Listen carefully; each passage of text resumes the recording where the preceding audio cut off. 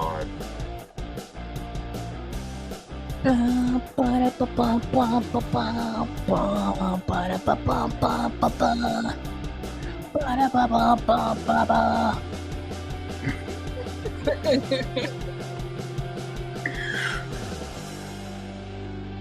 Super Bowl!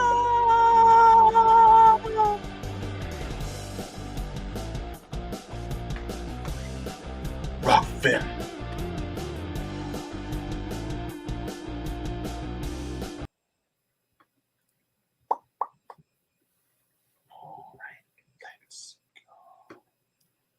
Let's get ready to rumble.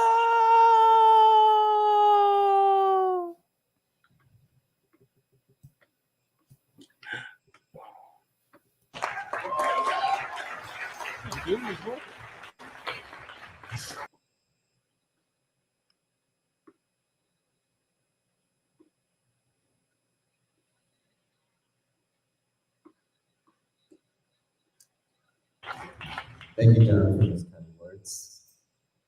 We hope we don't wreck your ears too much. Contrary to rumor, I'd like to take a few questions right now.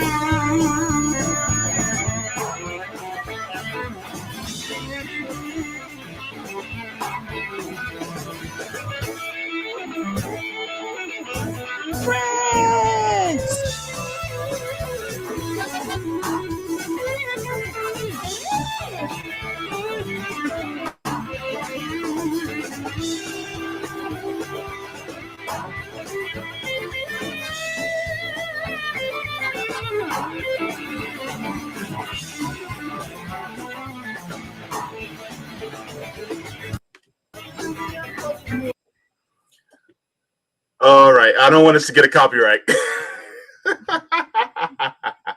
purple one. The purple one. That's what's up. All right. Welcome everybody to the Sabby Jaybe show on Revolutionary Blackout Network. So good to see you on this Thursday evening. The Sabby Jaybe show is available every single Thursday at 6 p.m. Eastern Standard Time. You can catch my co-hostess with the mostest, Sabby Sab, later this evening at 8 p.m. on her channel tonight, as well as the Sabby show on RBN at 6 p.m. and then her show later on her channel at 8 p.m. tomorrow. I'm sorry, 9? 8? Wait. Yeah, 8 p.m. tomorrow night. Sorry. Yeah, I need to drink my smoothie. But also you guys can catch me on here on RBN on Sundays at 1, and you can catch me on my channel on Tuesdays at 2. Also, if you are watching and want to support us, please make sure to go to our Patreon. For without you guys, we would not have that to be able to do this. So thank you so very much. Make sure you like the stream. Give us that like, because guess what? It pushes us out into the algorithm. So thank you so very much. Sabs, my homie, how are you? What's up? I got a smoothie tonight. I have tea. Mm-hmm. This is my basic. It's spinach, pineapple, banana, and I ran out of my tribe seed mix, so I just have flaxseed with this, and then a little bit of honey. But yeah, that's what I have. Based. Mm-hmm. That sounds pretty similar to my smoothies, my green smoothies. Yeah, I try to do as much as I possibly can because gotta get some of that green in just to keep myself a little bit more healthier.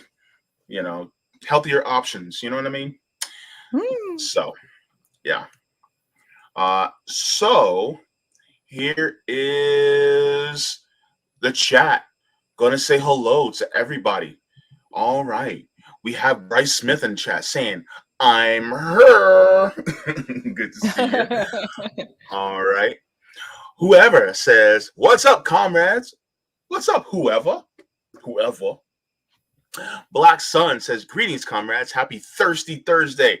Oh, yeah. I drink to that. Ha ha. Thirsty Thursday. Good to see you. All right. We have a non-user coming up in here saying team sports, winner takes all, violence, sexism, and hypercapitalism, American through and through. Yes, absolutely a non-user. We're going to be talking about it. Let's discuss it tonight. Also, Sean Miller is saying, "Yer." Sean says, Sabs and JB need to do a theme song together. That wouldn't be a bad idea. Oh, give us ideas. Mm-hmm. All right. Dialaxu Hola. Shout out the war veterans. Stand and salute the Reich war parade flyover. Yeah, yep, you're right. All right. Tina Davis says, all right, JB, and Sabby time. All right. Good to see you as well. And who else do we have as well in the chat? We have Salty Pretzel. What a name. Wait, were you the one that George W. Bush on? Should just question. So Harry Ferry says, Sabby, a metalhead? Nice. Yeah, Sabby likes to rock and roll.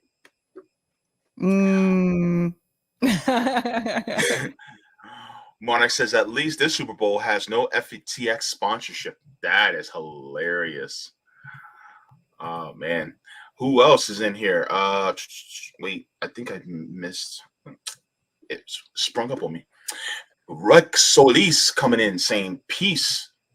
All right, good to see you, Rick. And then we have EMK saying, His Highness, Prince. Yes, Prince. Carrie Scott said, copyright strike. The purple one. It's the purple one, man. You gotta give him his flowers. All right. Rashad the Great says, y'all better be careful. You can get a copyright. Yeah. That's why I only did a little bit of the first part. Even though he was singing Johnny Be Good, I still don't want to get a copyright strike. So, by the way, that song Johnny Be Good was actually sang by Chuck Berry, who was one of the architects of rock and roll besides Little Richard and Big Mama Thornton. Yep. A little bit of black history for y'all. So rock and roll is originally black. So, and let me do just a couple more. Let me see. Quantum Alchemist says I'm purple. That's what she says. No comment. Yep, X says, oof, and a Hogwarts game ad before. Ugh. Okay. Global Roadie says, my friend Gail Muldrow worked with a certain youngster. Interesting. All right. Sean Miller says, yep, that's as bad as Pfizer. Yeah. Yeah. Make sure I get these. We already got super chats and super stickers, so I don't want to miss anything. I think we got 1, 2, and 3. Okay. All right. Excuse me. Tiberius Monk says, NFL, you owe Janet Jackson a huge apology. Yes. We don't forget.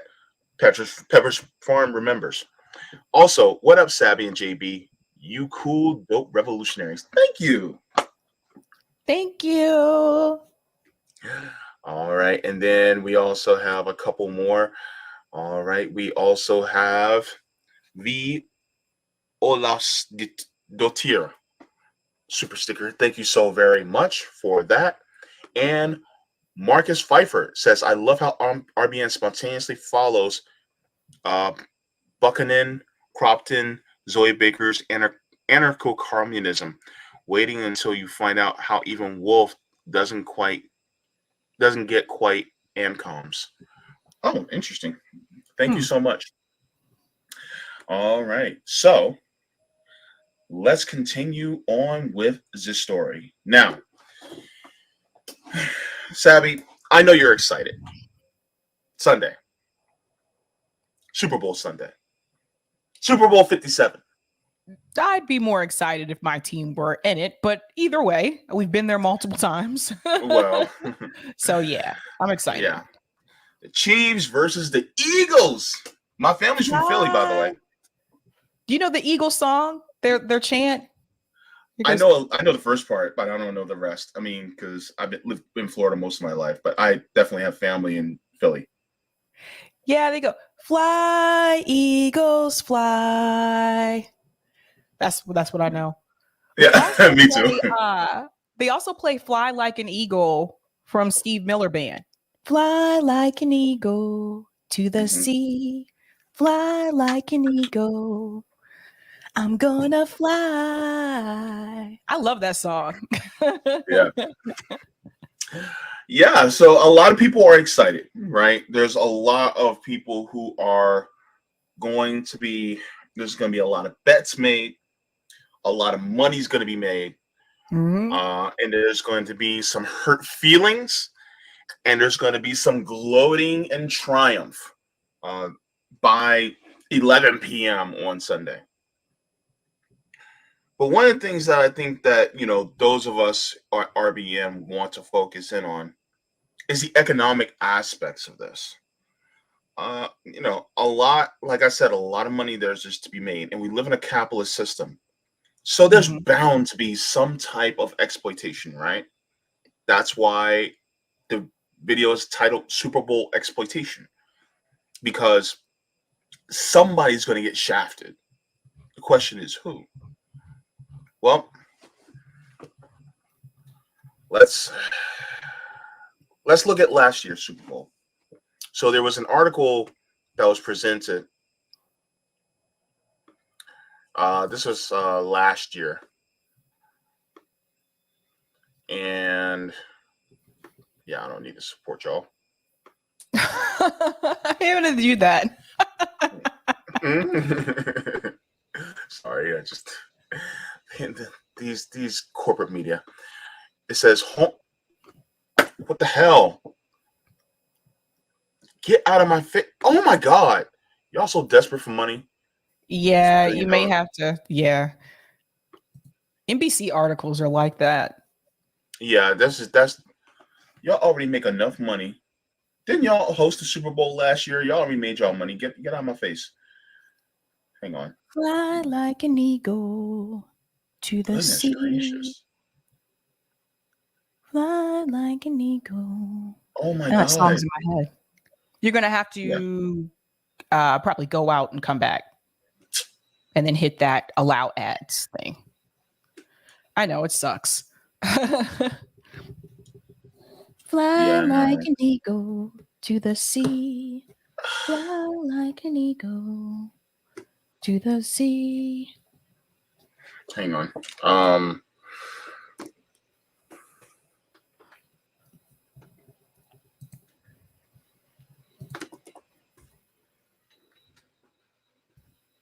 Okay. All right. Dear God. This is the problem with corporate media, I tell you. Okay. It might pop back up, but we'll take care of that in a second. Okay, so homeless encampment near SoFi Stadium cleared away ahead of Super Bowl. So this was last year. And this was in California, in Los Angeles. It says, Dawn Taki is among the tens of thousands who live in the streets of Los Angeles for her encampment under the 405 freeway, where she had been staying for 2 years, was recently cleared in advance for Sunday's Super Bowl at nearby SoFi Stadium. They just came and cleaned us out and took everything. I know because of the Super Bowl, they just pushed us aside because we're homeless. That ain't right. The cleanup was one of many that took place, in Los Angeles County as the city prepares to host the matchup between the LA Rams and the Cincinnati Bengals. Some housing advocates say local leaders are trying to hide the homelessness as they make little headway in easing the homelessness crisis. And a lot of times people, Sabby, were talking about how there was a lot of this same thing that was being done in Qatar when it came to the World Cup, and how people were being exploited by the World Cup in order to make the area look presentable Yep. for the visitors. And you can just, expound on that and why is that so problematic? It also happens for the Olympics too, by the way, when we have Olympics, like when they had Olympics in Atlanta, same thing. Like they get rid of like what they consider to be, I guess, like the poverty visuals. They get rid of those people, or they have those people move. Yeah. So one of the things that I wanted to bring up, let me see if I can put this in without slowing things down. That's not what I wanted. I had this link already set up. Oop. And there's a video that I wanted to share as well.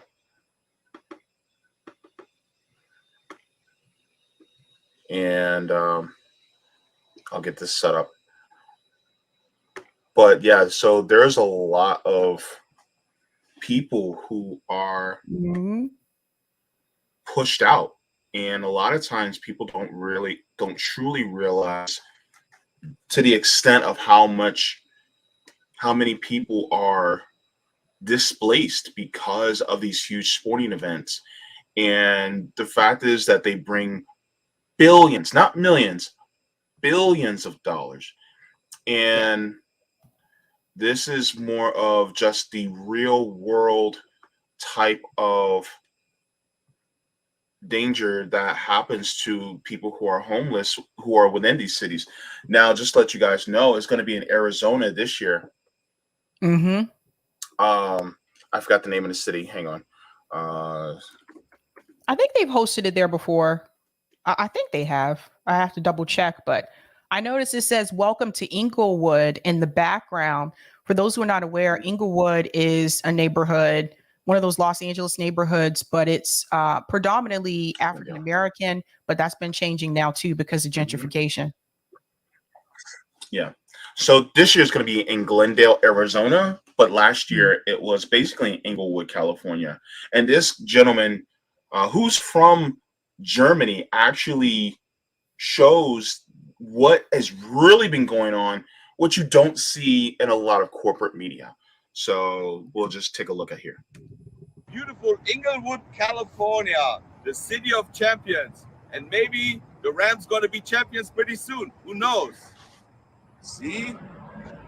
The city of champions. And by the way, shout out to Paul, my friend. He made that sign. You did a good job, Paul. Thank you. Who doesn't know Randy's Donuts right here in Inglewood? The world famous Randy's since 1952. The sign is over here. And the donut is here. I just want to give attention to this because it's kind of funny that they could have just kept the Randy's Donuts the same, and it's famous. Everybody knows what it looks like. Yep. And they probably still would have got the same amount of business, but they had to make it look like a Pepsi logo. Right, because Pepsi was one of the sponsors. They had to please the advertisers here for the Super Bowl. This image here, I don't know if you guys noticed, but Randy's Donuts has been featured in so many different movies and TV shows. So it is an iconic place. And the funny part is it was actually in Iron Man 2 where you have Iron Man laying inside the donut while eating a donut. So it's like, why do you need to do this for Pepsi when you're already an icon in itself? You know? Yep. So that's just capitalism for you. But let's continue. Yeah, but what happened to it? It used to be brown. Remember on Iron Man 2? He was sitting right inside the donut. I think they just changed it for the Super Bowl. There it is. Because of Pepsi. Money, money, money, money, money. Look at all the delicious donuts you can get. They even have Pepsi donuts. You know what time it is? It's Rams time. This is just sad. That's just sad. God, these corporations, they make me sick. Anyway. Goodness. Well, the businesses don't have to do it if they don't want to. But they want to. But the thing is that they know there's going to be a whole lot of influx of money, if they do. So that's true. Yeah. And all this is also in Inglewood. And in less than 3 weeks, down the way is the SoFi Stadium. We're going to know who's going to be the Super Bowl winner. But is it just a coincidence that they start cleaning up the streets so the rest of the United States, when they come and visit, don't see that LA has a homeless problem? Or maybe it was just time for the homeless people to move. That's what the city says. So we don't know. We try to find out what the problem was. Notice of major cleanup right here at the airport in Inglewood. And today, they just cleaned this whole area. It's been full of homeless encampments. This is the rest that's left. And it's all going to be cleaned up because all the people that are coming from the airport for the Super Bowl weekend, they're going to see all the homeless people. And that's what I tried to clean up. This is what they do. So when you come there as a visitor for the Super Bowl, you don't see the real city. You don't see the real Inglewood, So he letting you know, like any other time, they don't even clean up this area. Yeah. And, there's a question that I wanted to ask. Hey, Rome. Hey, y'all. Hey. Hey. Good to see you. Yeah. I wanted to jump in because he basically said what I was going to say. I was like, all right, fuck it. Because I've been to California. It is nothing like that. It's nothing like that. Yeah. I'll be continuing with the video, just making sure that it finish buffering, but let's go.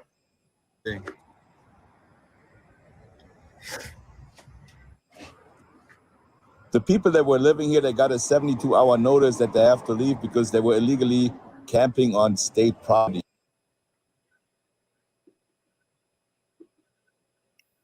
And where did those people go?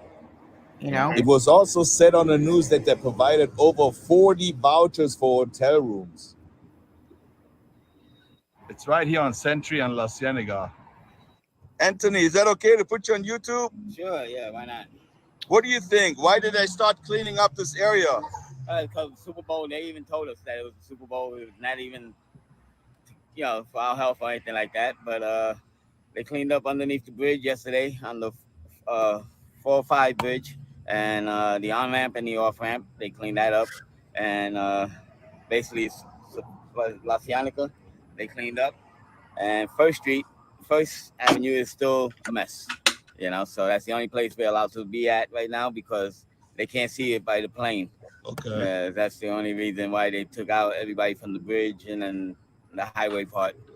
I heard they gave out over 40 vouchers to people. They stay right there to stay in hotels. Did you get a voucher? No, I didn't get a voucher. They didn't even come to me about vouchers, and they gave out gas, money, certificate for gas. I didn't get any. This area was full of RVs, I heard, right? No, this was all tents. RVs were over there on First Street, but this had a few. They had like probably 3 of them.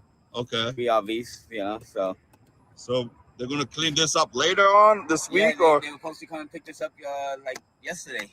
They said they were coming by. I was here yesterday again, collecting bottles and cans. And this is what normally the people would see if they drive from the airport to the stadium, right? Yes, for sure. And worse. A lot worse.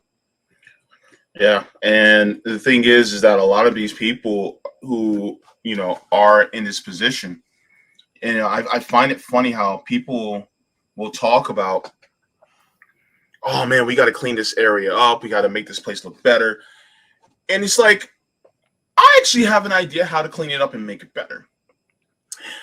Just give people housing, because if you give them housing, then they won't be out there, so you won't have to spend the money to clean it up. And all that money that goes into cleaning it up could have actually went into people actually having housing. Yep. Like what? Why is that such a controversial statement? Sabby, Rome? I was going to say, like, notice how he said that they cleaned it up because of the Super Bowl and they gave them vouchers. Mm-hmm. But if it wasn't for the Super Bowl, they wouldn't have given them vouchers to have a hotel room to stay in. I just want people to really put that into perspective. They didn't even care that they were on the streets until the Super Bowl. It was announced that the Super Bowl was coming there. Other than that, like, they would have just not given them vouchers. You see what I mean? Like, it's just I don't know, man. I don't know. I want people to think about, like, not just the homeless people that are being displaced, like when these types of events happen, because like I said, it's not just the Super Bowl. It happens for the Olympics. It happens for any like big concert event. I've seen it happen as well. Like something like Coachella or whatever, like they'll do the same thing. But I want people to also think about the fact that this Super Bowl could not take place if it wasn't for the workers. And I don't mean the artists that are going to be performing and the football players. I'm talking about the workers that you don't get to see, who work behind the scenes and work overtime to make sure that this event takes place. Yep. Absolutely. Rome? I just find it heartbreaking that that the people like themselves will overlook this type of shit. Like this reminds me of the clown in the circus theory. Like you get like they just throwing clowns out in the middle of a circus while the world's burning and nobody's paying attention. It's like everybody just overlooking all these homeless people, looking over all this corruption. It's just like, yeah, show me the clowns, show me the clowns, show me the clown throw the football, show me the clown tackle each other. But nobody gives a fuck what actually goes on in the real world, man. It's so heartbreaking. Like when they gave out 40 vouchers. 40? If y'all been to fucking LA, y'all been to Inglewood, there are thousands, hundreds and thousands of people out there on the streets, from the freeways to the parks, in front of the libraries, the steps in front of Walmart. They everywhere. 40 vouchers. And how many, like, man, it's so heartbreaking. Not only I'm only hurt not because of them, because they're going to do what they're going to do. These capitalists are going to do what they're going to do. They're going to make their money. They're going to find ways to make their money. But the people aren't paying attention. That's what pisses me off the most. They're stepping over these people's lives. They're overlooking what these people were before. I had the privilege to talk to the people, some homeless people out there in California. A lot of those people were rich before, middle class. They had something. They were somebody. They had office jobs. You know, they was somebody back in the days, and now all we look at them as a homeless person. You know, nobody cares what happens to these people.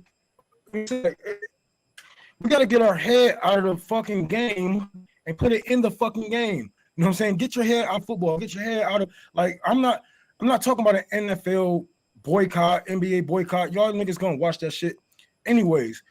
What I'm saying is there are more important things in this world than watching motherfuckers give each other CTEs or break each other ankles and shit like that. We really have to get our people housing. We have to get our people rehabilitation, so they won't go back to the streets. Even if we do get them housing, they always have somewhere to go, whether that be homeless, their home or rehabilitation centers. But California has more than enough money to do it. They won't do it because they are they're capitalists, you know, and they just won't help the people, man. But we got to be there for the people. And this remind me, if any of y'all out there in California that wants to run my clinic, please DM me on Twitter. I have a small tent clinic going on out there for the homeless people. We're going to be giving away clean needles, condoms, antibiotics, stuff like that. Try to keep the people clean. Try to be there for the people. Yeah. There's some more that I wanted to show as far as this video is concerned, and this really solidifies exactly, a lot of what's going on, and just shows that, the displacement that a lot of these people go through.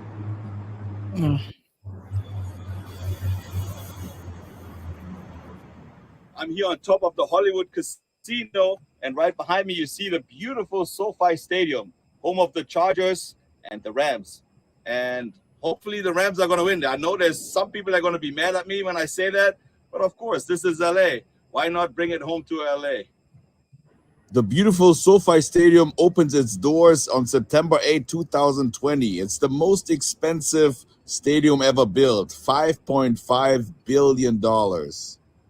And as you can see, they're setting everything up for February 12th, the Super Bowl. We'll see who's going to win. Good luck to every team. Did that motherfucker say 5.5 billion? Did I hear that right? Yeah. I mean, it will make money for the businesses in the area. Like, they'll be able to make more money, like during these Super Bowl events and stuff like that. It does bring in jobs, well, at least for the short term, during this kind of event. But at the same time, it's just, there's so many people that are displaced, and so much money is spent on the Super Bowl. And imagine if that money were spent to give people homes in this country. You know how much it costs to go to the Super Bowl, you guys? Lots. It costs thousands of dollars for like the cheapest ticket. Thousands of dollars for the cheapest ticket. One of the links that I have actually shows that the cheapest ticket is $950 for this year. Yeah, for this year. That's low. I wonder if it's lower because of the economy right now. But typically, because I remember I looked this up one time before, I was curious, and I was like, the cheapest ticket was like thousands of dollars. It's ridiculous. Yeah. Like, imagine what that money could do.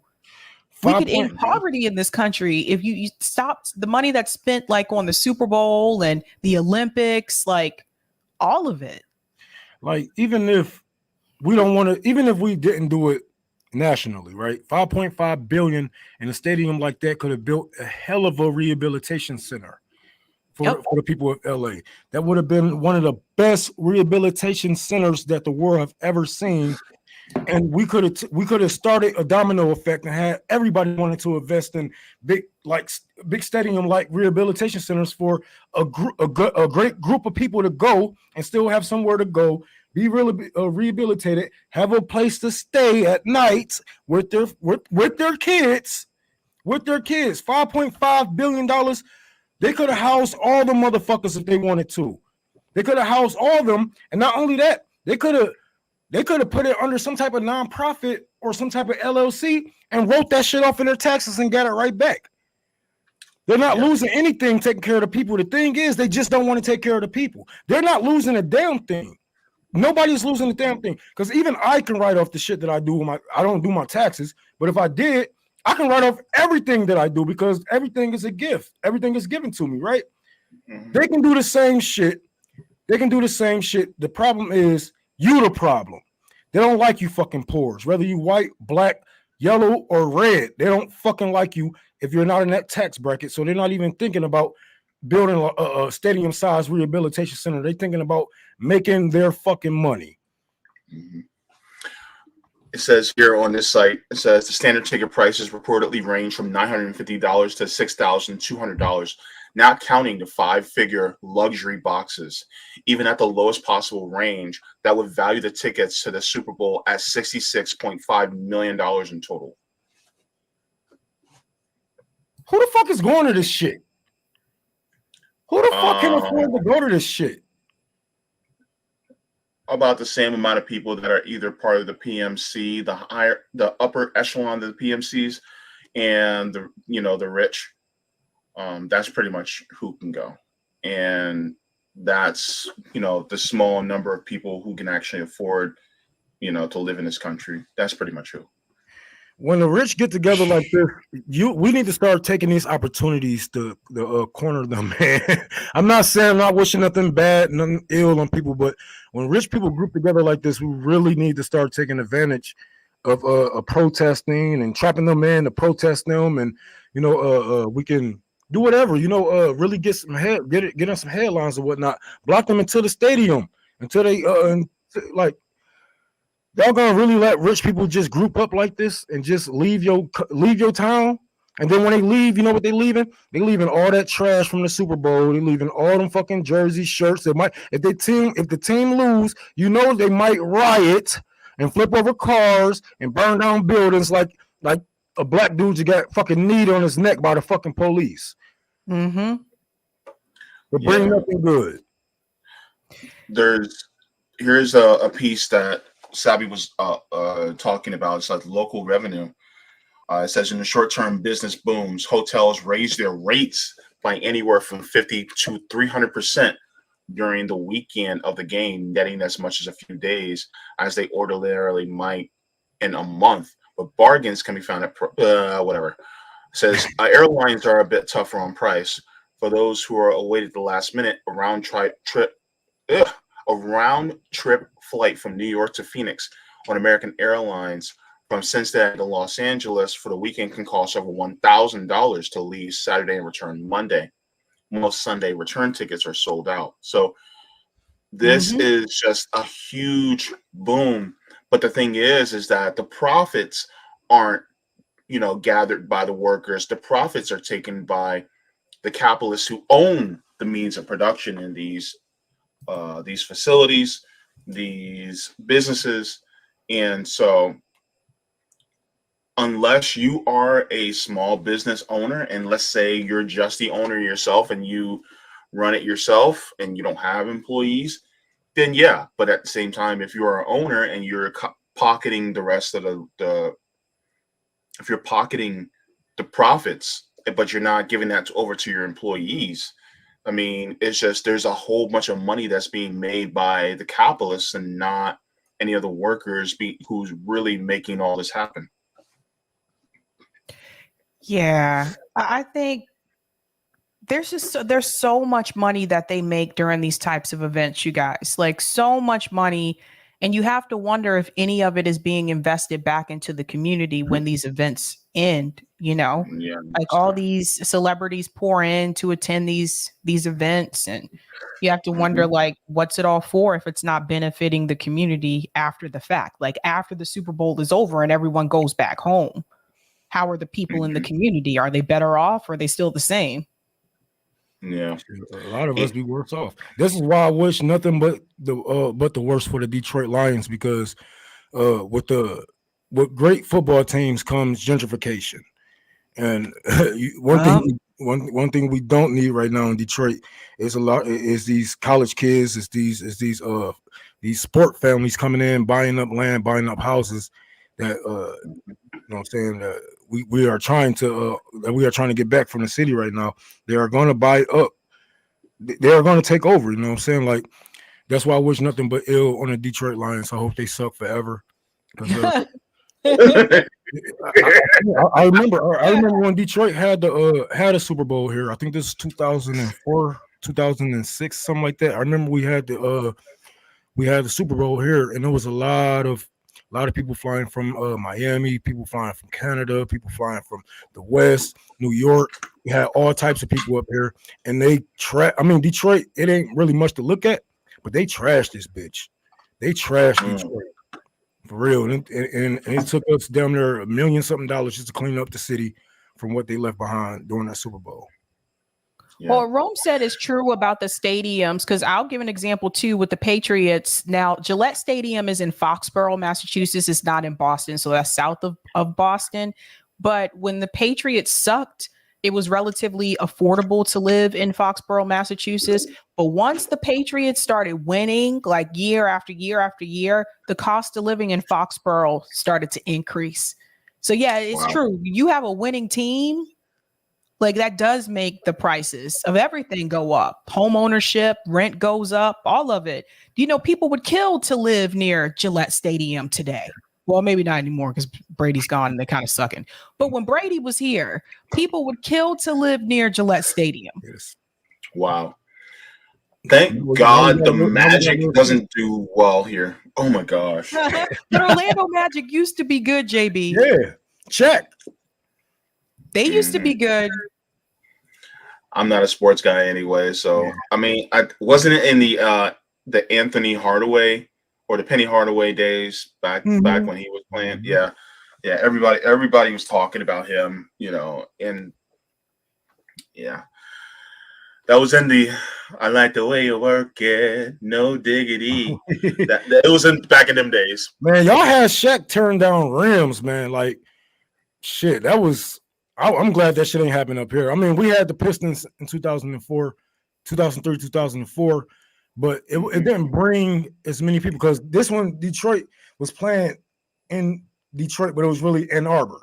So everything that went down, the Palace was located in Ann Arbor, but they said that they're a Detroit team. So we really didn't see the shit that went down out there. But I remember when Detroit lost 2004, Ann Arbor got trashed. Like people were pissed. They were shooting, they was fighting, had Spurs fans fighting Pistons fans, and it was crazy. I'm like, if they had the same energy for poor people and socialism, we would get somewhere by now. If you was pissed off, if you was as pissed off at the police for killing black people unarmed or unprovoked as you are mad about Tom Brady missing a fucking whatever the fuck, missing this receiver or throwing it to nothing or getting sacked too many times, like we would be somewhere. We would actually be doing something right now, man. But y'all focusing y'all energy on the circus. Y'all focus y'all energy on the circus, and y'all got the clown. The clowns got your attention. And now, when you look back out in the real world, you're like, oh, I don't want to think about that. I just want to do this. I hear that argument a lot. I just want to watch sports. I don't want to be in politics. I don't want to do this. I don't want to. But politics is everywhere. Politics is everything. Politics is our life. When you watch sports, do they not say the fucking national anthem? You know what I'm saying? They ain't got politics in there. You don't see American flags being waved. You don't see the military-industrial complex and their presence all through the NFL. So miss me with that bullshit, man. You guys just don't want to fight. You guys don't want to fight. You like the attention that the clown is giving you, and you don't want to give that up. Yeah, and that wasn't always the case, by the way. My dad explained this to me. That wasn't always the case with a lot of these games where the military was present at the beginning of the games. It didn't used to be like that. After 9/11, they ramped that up. Yeah. And who sang the most famous rendition of the Star Spangled Banner that everybody can talk about? Whitney Houston. Yep. Whitney Houston. And everybody's like, oh my God, that was the best rendition. I'm not gonna lie. Whitney can sing her butt off. She can blow. But here's the thing. Yeah. You know what I mean? It's like, and then you have that flyover by the F-16s, and it's like you're literally having politics shoved into your face right there. Yep. So it's all around you. And just wait. Let's take bets on this. How much do you bet that during the Super Bowl there isn't going to be some type of propaganda about Russia and Ukraine? Oh yes, definitely. They're probably gonna have the U.S. Army. They're probably gonna have Zelensky out there doing halftime, waving his hand, probably hugging Rihanna. Yeah. In fact, it's kind of interesting. And okay, so I'm gonna show you this first article because this one kind of pissed me off. Because I'm just like, these people they're just rubbing in poor people's faces now. It says Super Bowl watch party plan for Kansas citizens living in homelessness. Why in the world are you having a watch party for Kansas City homeless people instead of just giving them housing? Like, you're using this money to just give them a watch party? What about giving them housing? Like, what? Is that a typo? Did they mean citizens or did they mean citizens? I think they meant citizens. Yeah. But this was published on February 4th. That jumped out at me. Yeah. Yeah, it's just like I don't get this. Like, I get it, okay, like in a sense that like you want them to have the ability to watch the game too, but why not? Don't you think they care about something more important, like where they're going to get their next meal? Yeah. Y'all just moved me out of my place that I was staying at, so the nice rich people won't look at my poor broke ass, my homeless ass.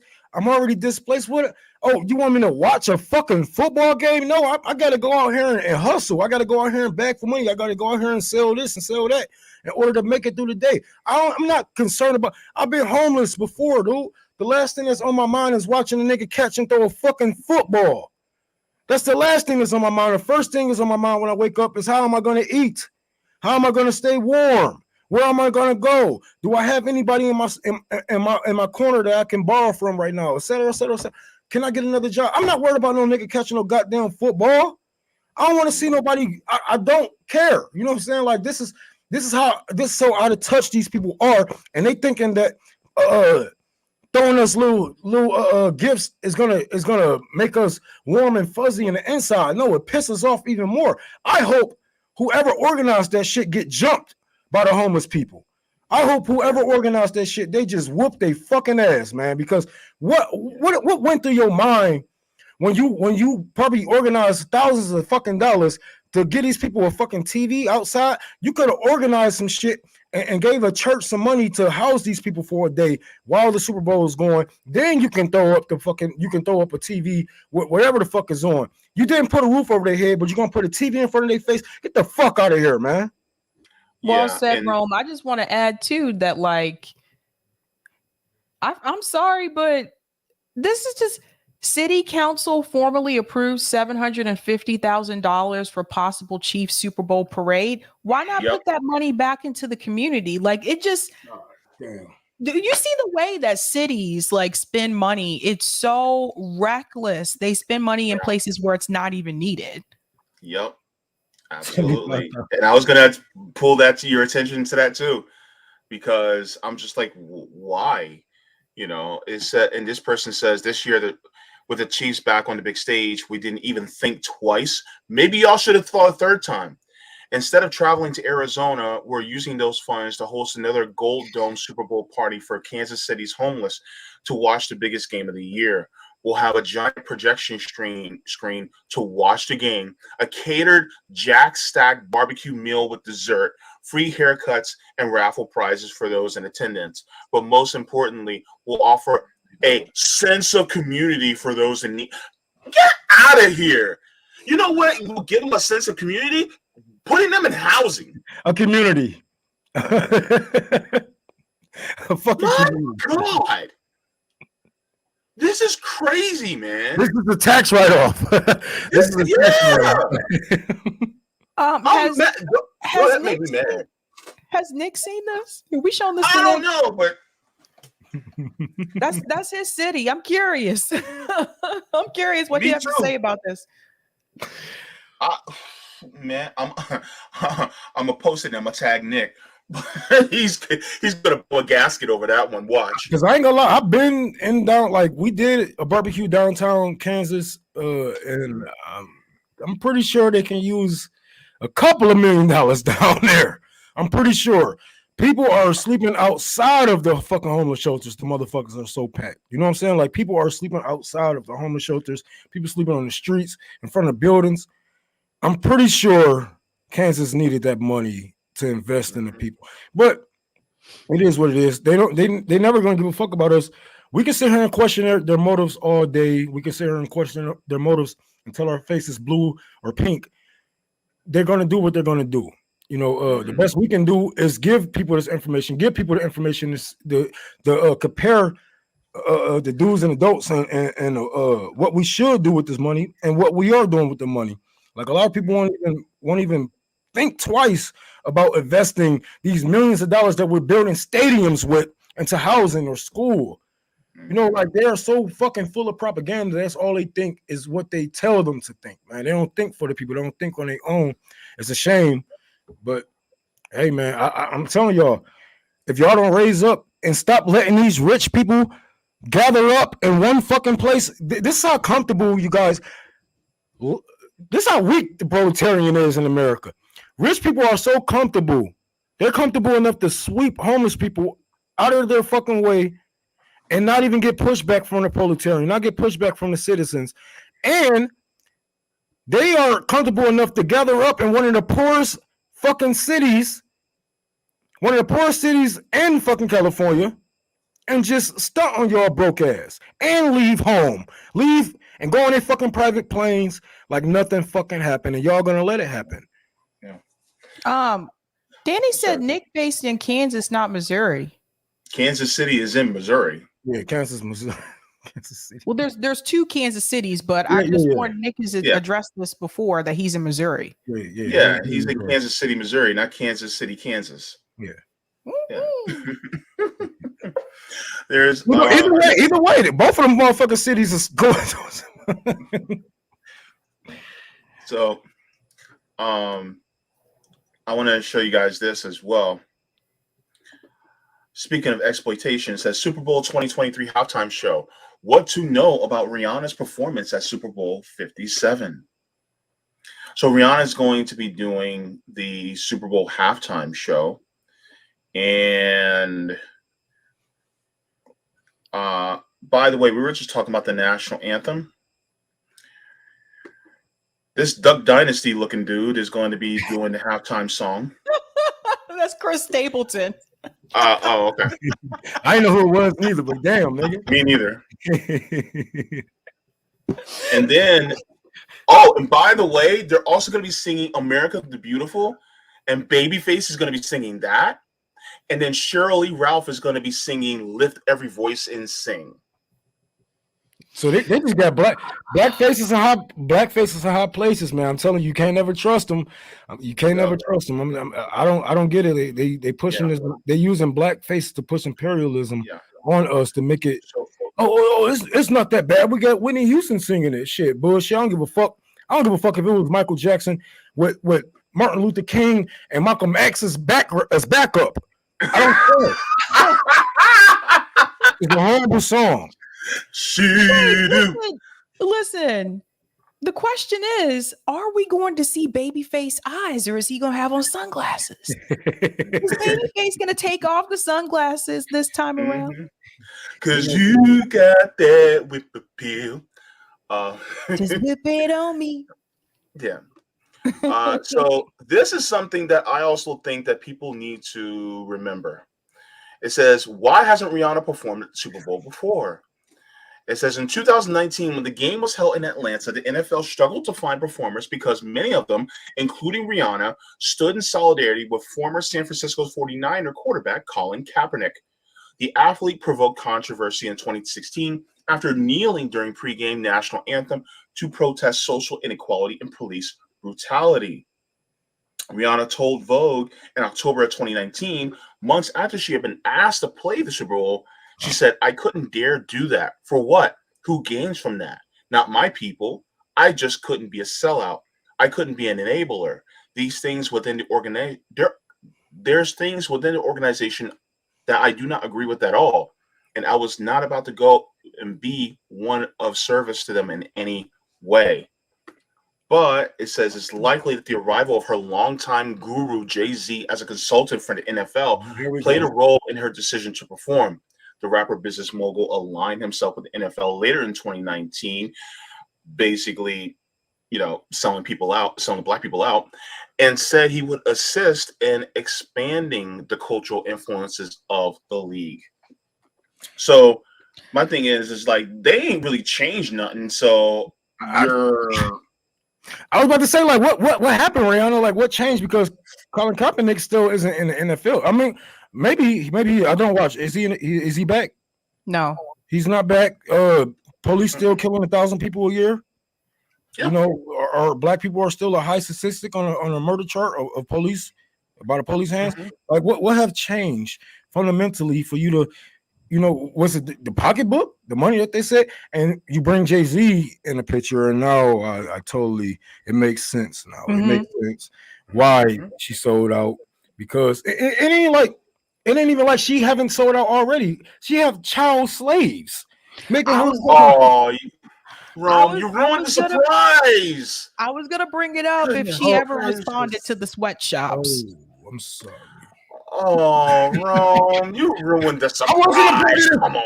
I just came in. I just popped up on y'all, so I didn't know. I'm sorry.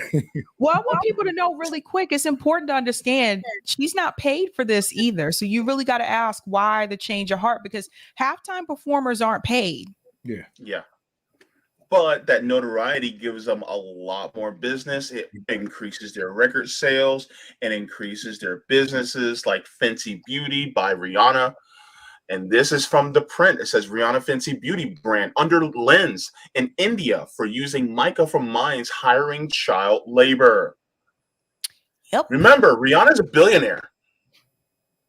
Yep. And remember, billionaires are usually exploiting someone somewhere. Mm-hmm.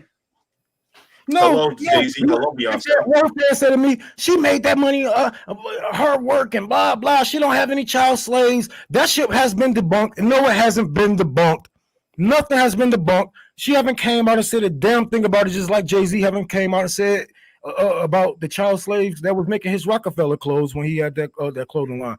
Nobody came out and debunked a damn thing. She didn't show us who was in those sweatshops. We didn't have any video proof from her. She didn't say a damn thing. So if you are a fan of Rihanna or Riri, whoever the fuck her fucking name is, how the fuck you pronounce it, shut the fuck up and take the criticism, because a lot of our fucking favorite actors and movie stars, singers, rappers do horrendous shit. Shit. A lot of them aren't slave masters, but they are horrible people. So maybe you should look inward. Maybe you should look inward and ask yourself, does Rihanna, do I care more about Rihanna, or do I care more about the generations of slaves that she have up under her right now? Yeah. The subheading says NGO Legal Rights Observatory has filed a complaint with the National Child Rights Protection Body, alleging Rihanna's Fenty Beauty brand uses blood mica from Jacarland mines. Mm-hmm. And by the way, this was discovered after she said that she was not going to be performing in Super Bowl because of Colin Kaepernick's stand. That's when they started digging. Yep. And this came out in February of 2021. It's only 2 years ago.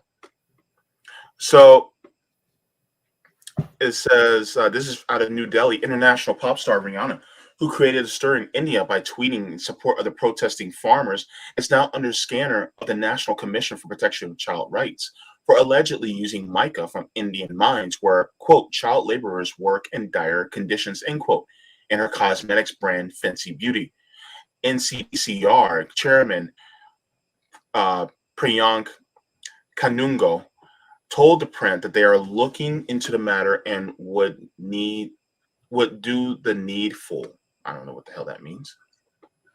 Says this is after the NCPCR received a complaint Friday from NGO Legal Rights Observatory. The complaint, a copy of which is the print as reports, U.S. pop star Rihanna beauty product Fenty Beauty uses blood mica from Jacarland, in which child laborers work in dire conditions. Mm-hmm. And so this is something that a lot of people don't take into consideration. Not to mention the amount of people who are going to be exploited by these corporations that are spending millions of dollars just for 30-second ads. Are their workers unionized? Are their workers paid a living wage? Like, for instance, PepsiCo. PepsiCo is basically, one of the sponsors of the Super Bowl. How do they treat their employees? PepsiCo also owns Frito-Lay. How are those people in the chip factories? How are they being paid? Are they being paid a livable wage? On a strike. Yeah. And by the way, tons of soda, tons of chips, wings, all these food companies are pumping out in record a lot of food in order for you, not you, but in order for everybody who's watching the big game to be able to eat and snack and have a good time. But are the people who are manufacturing all this food, are they being paid a living wage? Are they being, supplied? Now, I do know there's no ethical consumption in capitalism No matter what you do, somebody's getting shafted. But the larger question is what are we doing outside of that in order to bring awareness to people so that we can bring down the system so that, post-revolution, when we're actually enjoying a game, we don't have to worry about these things. You know what I mean? That's something I think is the larger question that people really need to ask themselves. I'll also mention to people too, those of you that are going to be watching the game at home, I always try to cook my own food for the Super Bowl. Like we'll do like chili or wings and stuff like that. Well, I'm coming to your house. I try to do that because number one, I like to cook. And number two, I want you to think about all of the employees that work at the pizza joints, all the employees that work at like these wings places where you're going to order your food from. Those people are overworked on Super Bowl Sunday. It's crazy. I used to live next door to a wings place. Okay. I used to live next door to this place called Wings Over. There's a bunch of them. There's like Wings Over Somerville, Wings Over, all these different like places. But on Super Bowl Sunday, if you walk in there, it's freaking madness. It's crazy. And like they overwork the employees just to get the orders out. Also, you're not going to get the best quality that day either because there's so much, the demand is so high. So you're better off just cooking your own food. Like that's my take on it. But like, just keep in mind, like there are people out there like hustling to get those pizzas and wings to your door. And it's way cheaper to just buy like a sub. One of them, those 6 foot subs is whatever. People be paying $200 for those. You got a bridge card, you can go get that. You can make that for $50-$60. Like, what the fuck is wrong with y'all? Yeah, just slap some meat and some fucking lettuce on that shit. People be slapping meat around. And so one of the things that I wanted to point out as well, Rome, I know you caught that. I'm trying to behave myself, but behave yourself, JB. But also, if you feel like you absolutely have to order pizza or something like that, tip well. Please tip well. I don't care if you're ordering from Uber Eats, DoorDash, if you're ordering, from a pizza place, whatever. Tip well, please, because these people are literally taking their time away to work and they're being stretched beyond imagination.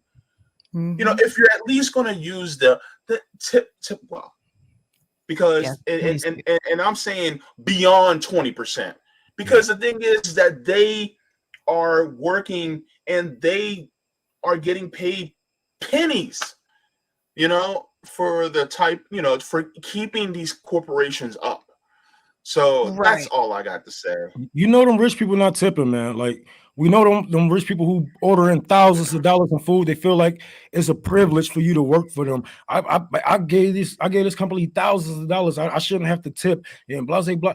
So make sure, like, if you are working class and you are gonna watch the Super Bowl, if you're gonna order something, man, make sure you have solidarity for the people who's going through it, because they ain't making. Even if it wasn't the Super Bowl, they still not making what they should be making. And if they're going to make their job even harder, then God damn it, you know what I'm saying? Make it a little bit lighter, because you got to think all those orders that they're going through. If we are, let's say we are a restaurant, RBN is the restaurant on Super Bowl open, you know how many subs, how many wings and shit that we're going to sell? How many tips do you think that we get at the end of the day? I guarantee, go on TikTok after the Super Bowl, go on TikTok and watch how many hashtag Super Bowl and watch how many fucking restaurant owner employees going to be pissed the fuck off because they didn't work their ass off, they didn't work their fingers to the bone, and they didn't get a damn thing. Probably you should smile more in your fucking tip, where the tip should go. Yeah, it's true. And it's not even just like the Super Bowl. It's what I want people to keep in mind is that while you're at home watching the Super Bowl, those people can't watch it. They have to work. So they're working to give, food and services to you while you're sitting at home watching it. The same thing goes for those other, like some of these other events and holidays, Mother's Day. Like when I waited tables, like nobody was allowed to take off on Mother's Day. No one was allowed to take off Easter Sunday or Father's Day. Like we had to work. So while everybody else was coming in after spending the morning at church with their mom or their dad for Mother's Day or Father's Day. They came into the restaurant and we were waiting on them. We had not spent any time with our mothers or our dads on those days. So keep that in mind, that like, this is the thing about working in the service industry. Like, they don't get that type of luxury. Yeah. As somebody who was a line cook during those years, I'm telling you right now, what Sabby said is absolutely true. Now, Sabby, you were a server, and I want to make sure that I'm accurate on this. Do you have to report taxes on cash tips? No, but I think they're trying to change that. I just read something recently that said that the federal government is trying to make that more difficult to report like those cash tips. But no, we had to file taxes on the credit card tips. Okay, here's the thing. Go take your ass to the ATM, and when you order your food, give the person a tip in cash. Don't look, circumvent the system and give them a tip in cash. Don't leave it on the table. Because and put it in your hand. Yes. If you're at a restaurant, make sure you tip the server in cash. If you're ordering pizza, tip the server in cash. If you're getting DoorDash or Postmates or whatever, give them a tip in cash, because then it may not get taxed. I'm not saying it definitely won't, but it may not get taxed. So then they get to keep more of their money. Also, when you tip them, you're not giving money to that corporation for them to swipe. You're giving it directly to the worker. So if you're going to support workers, make sure you do it in cash, because that's just like when I met you, JB. I went down to Florida. It was from the bus stop to your neighborhood. It was only like 11 minutes or something. So I'm thinking in my head like, this lady ain't making no money off of this shit. She's wasting more gas money picking me up, dropping me off, than she's making. So I'm like, all right, I paid her $20 in cash. And like, don't report this. You know what I'm saying? This is yours. And I give her a 3% tip on Lyft. You know, always make sure that you try to at least leave these people even off. You know what I'm saying? Leave them with something, you know, because people door dashing for 5 miles for $7. I'm like, come on, man. Yep. Yeah. Because even though like they're just dropping food off to you, they're still using their gas and they still have to pay for that too. So yeah. And you also got to remember that these people, especially those that look like us, they're also taking a risk every single time they jump in their car to drive to bring you food, because the police are out there, and then they may end up stopping them, and something may end up happening that is detrimental to their life. So they're taking a risk. So be mindful of the people who are either delivering your food. Also, make sure to tie up your trash bags properly, so that the people that come on Monday morning to grab your trash don't have to, worry about stuff spilling out, because the people who collect your trash in the morning also have to deal with the after effects of the Super Bowl and things like that. So we have to keep in mind, always think about the workers, always about people who do all these different services, because that's what matters. And also, please be really nice, be extra nice, because people in the service industry, they go through a lot, right? That's all. Dealing with you people. Like you people think that y'all are the easiest. Some of you people think that you're the easiest to deal with, but some of you people will be condescending. You know what I'm saying? Y'all just you talk too much, all kind of shit. Like, humans suck. You know what I'm saying? It's the reason why I don't work. I work for the people, of course, but I won't cook for you. You know what I'm saying? There's a reason why I won't cook for you, because you people deserve spit in your food half the time. And I honestly, I believe that wholeheartedly, because when it comes to solidarity, you guys have none. You know, I watch these videos of people attacking cashiers at Walmart, McDonald's, Popeyes, the whole fight at the Waffle House shit. Yep. You guys don't have solidarity with workers. And if it was me, if I was a DoorDasher and I seen that you played me before, I drove to your house 5 hours and you didn't get 5 miles, you didn't give me a tip, and I drove that bitch for 5 minutes, I'm probably gonna eat your food, or I'm probably gonna put my hand in it. I'm gonna do something, But a lot of you people deserve that, because you do way worse to the proletarian. You do way worse to the people, and not only is they contemplating probably offing themselves, you know what I'm saying? What the kids say, unaliving themselves, from working this shitty ass job, you probably just pushed them off the fucking ledge. Yeah, I was going to say something about the Waffle House really quick for those who are not aware. Like, I know it was brought to my attention. Actually, when I first moved to Massachusetts, there's no Waffle House locations here at all. So people didn't know what I was talking about unless they have gone like down south. But there is always something happening at the Waffle House, especially late at night. And some of you may wonder, well, why would people go to the Waffle House? Because if you're just leaving an event late at night, or you're just leaving the bar, you're just leaving the club, the Waffle House is open 24 hours. So if you want some food, that's where you're going to go. And if you go to the Waffle House late at night, something is going to happen, whether it's a fight, whether it's an argument. I saw someone trying to do a strip tease at the Waffle House one time. The things that you will see. We went to the Waffle House after prom, after junior prom. We were like, all right, let's go to the Waffle House and get some food. Keep in mind, we still had on our clothes, our prom clothes. So we walked in and it was like a bunch of older men, like drinking coffee, smoking cigarettes. They turned around and just looked. And for a second, we forgot where we were. It's like everybody else was just chill and dressed down. And we walked in with like our prom dresses and tux and everything on. And they were just like, why are you coming here? What are you doing? But something is always happening at the Waffle House late at night. I kid you. And those employees, like, they go through a lot.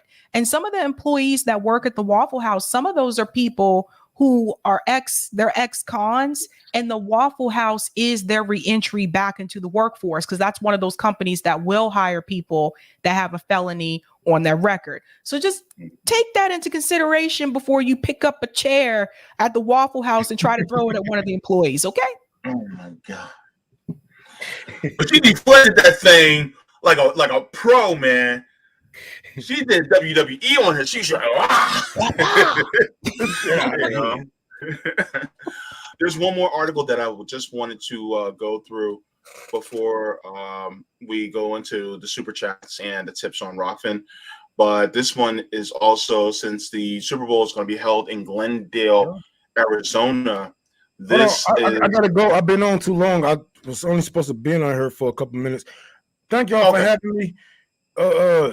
Man, this is a nice stream. But have solidarity with the workers, y'all, because I know somebody just said I deserve to have my head kicked in for that. No, I don't.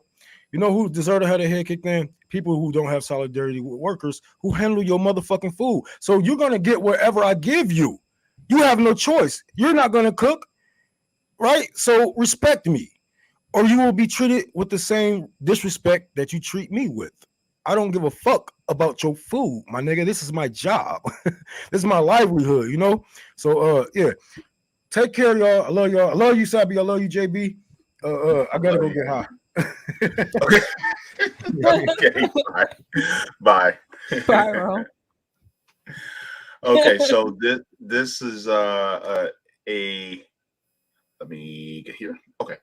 So this is recent. It says panhandling now banned in Glendale ahead of 2023 Super Bowl. So they're banning panhandling. It says the 2023 Super Bowl, set to be held at Glendale State Farm Stadium, is less than 4 months away as of October 13th, and the Glendale City Council has voted unanimously to outlaw panhandling. Under the new ordinance, it is illegal to aggressively ask for money in any public spaces near bus stops, banks, and other businesses, along with restrictions on city streets.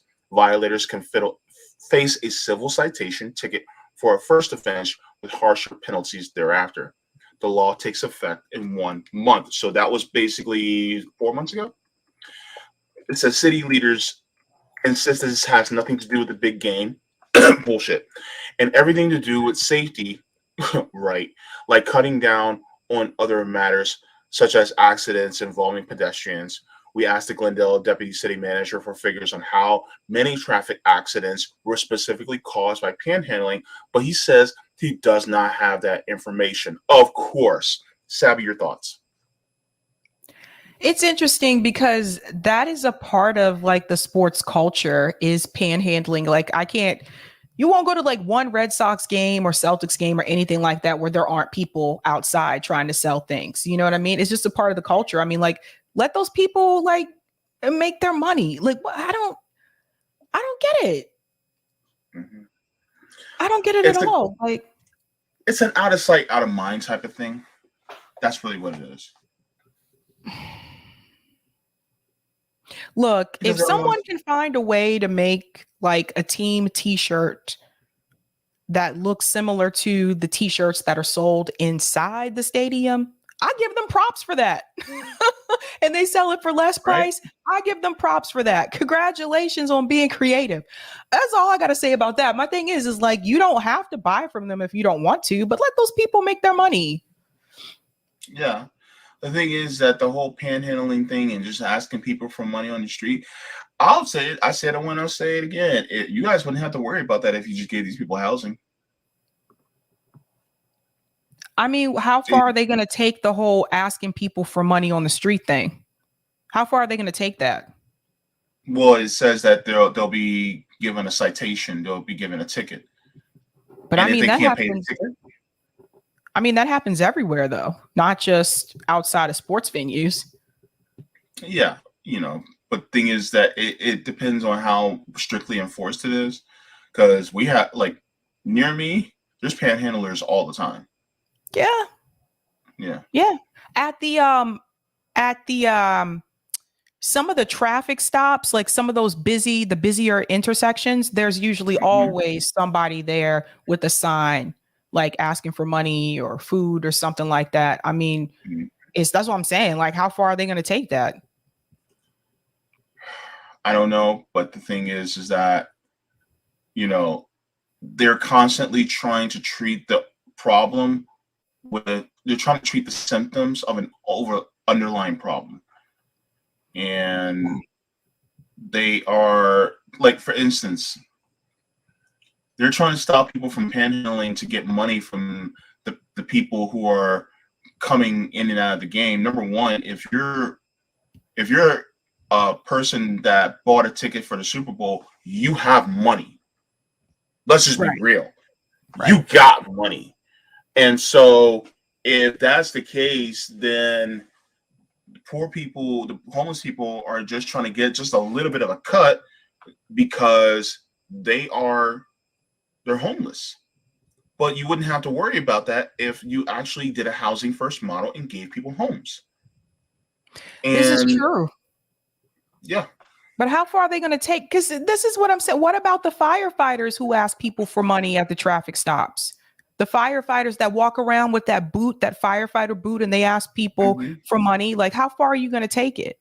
Are you gonna ticket the Girl Scouts for asking for money too? Like, I'm just being serious. Like, how far are you going to take it?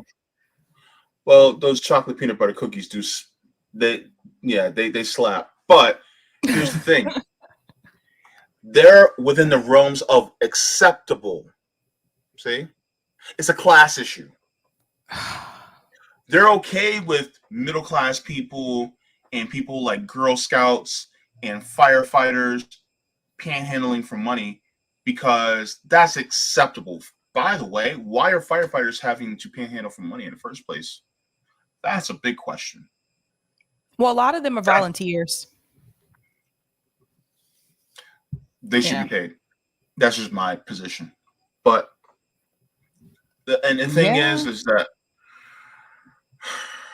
as far as, you know, a lot of these, you know, ordinances, it's just a more influx of money for the rich. That's all it basically is. But there is a few super chats that I want to make sure I get to. Tiberius Monk says, I'm wearing I'm rooting for the commercial shirt at my Super Bowl party. None of my teams are playing, and I'm happy to see Riri performing. Okay, good for you. Fell in love in a hopeless place. Sorry. We fell in love. And everybody's watching her, but she's looking at you. Like, look, I I enjoyed some of the songs. I'm gonna be real, you know. Anyway, She's gonna have to sing the fast songs, JB, because some people are like, what is Rihanna gonna do for a halftime show? I'm like, she has some fast songs. I mean, I don't know. Yeah. Go on, Rude Boy. Which nope. I'm not gonna sing it. Or better have my money. Oh, if she sings that, look, that's the song I want to perform in front of the billionaires. Oh my God, that would be a perfect song as you're seizing the wealth that they stole. I got an idea. I'm willing to bet she's gonna sing the fell in love song. We fell in love in a hopeless place, because that's pretty fast. Yeah. There'll be a few. Eric Gray says, "Fly, Eagles, fly on the road to victory." Yep. EAGLES, Eagles. Yep. Eric knows. Yeah. Yep. X says, remember in Rome when people watch people fight to the death in a blood sport? Glad we evolved past that. That's a good point. Yeah. Oh man. Are you not entertained?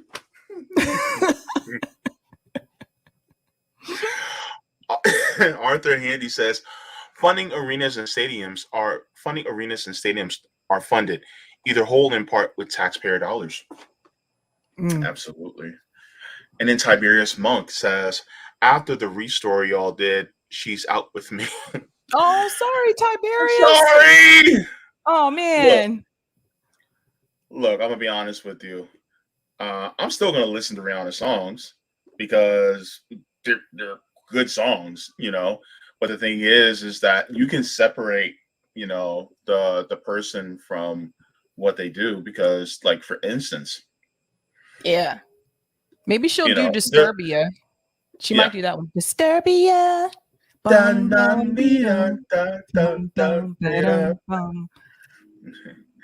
But yeah, I mean, you know, you have to, because the thing is, there's no ethical consumption in capitalism. So, you know, you try to do the best you can with whatever, you know, you have an opportunity to, but there's some things where you just have no choice, or, you know, it's kind of hard in that way. So Kelly, thanks for the. No. What happened? Look at Kelly's comment.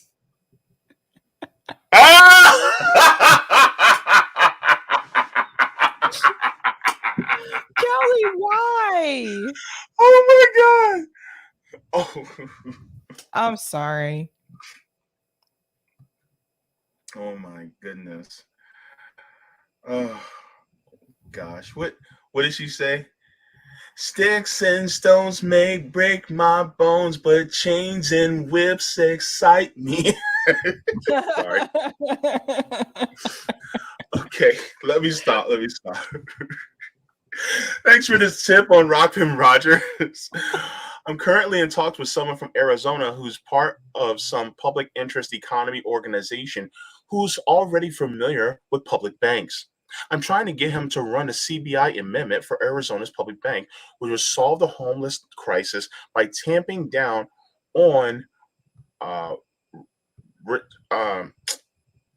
rent speculation and building more homes and providing the surplus for an Arizona Medicare for All CBI. Also, Knicks, Jets, and Giants suck, yet New York still too high. Let me see. And this one's by Laura. Thank you so much for the tip, Laura. Roger, thanks for the other tip. It says, New York Governor Hochul says Buffalo Bills Stadium deal close to being finalized.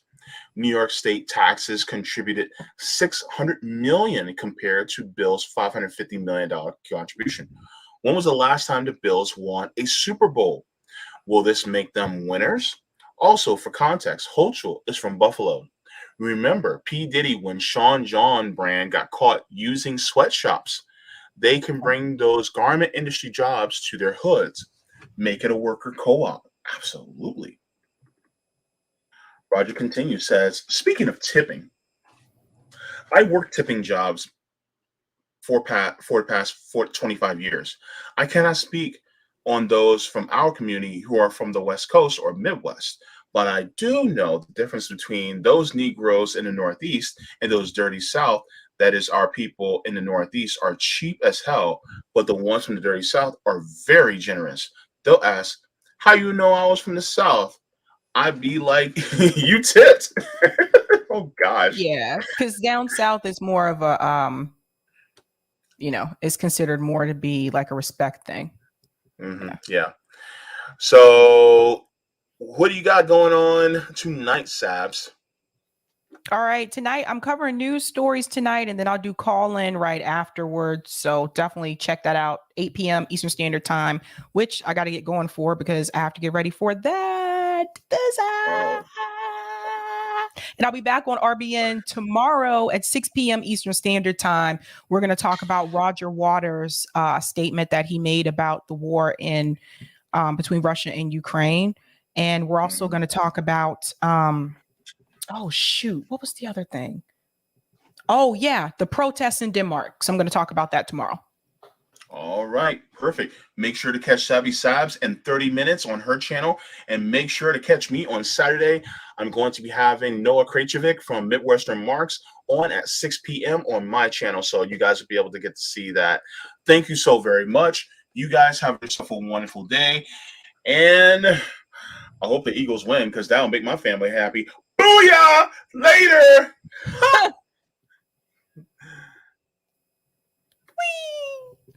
Whee!